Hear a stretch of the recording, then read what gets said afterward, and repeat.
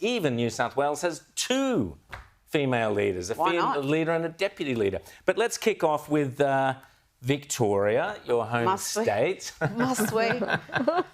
Jess Wilson has now replaced Brad Batten. Yes. Your thoughts, Rita? You wrote a very strong comment, as you always do. I mean, I would expect anything else, but a very strong comment in the Herald Sun this week regarding the new Liberal leader in Victoria.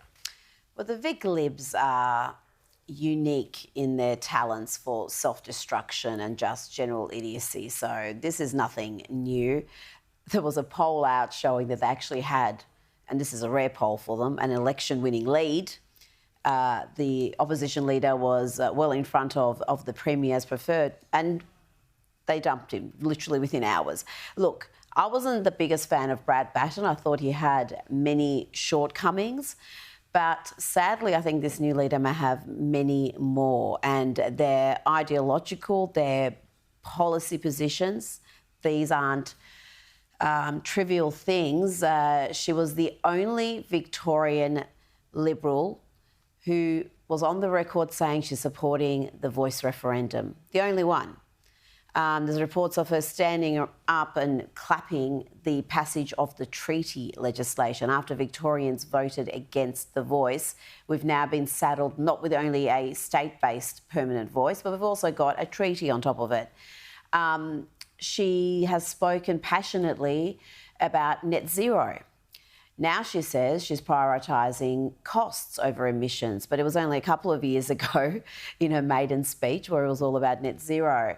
She was amongst the MPs who voted to expel Moira Deeming for the crime of knowing what a woman is. So it's just policy position after policy position. She's a Jacinta Allan-lite leader. So she says she's changed her views on some of these things. She says she will repeal the voice and treaty.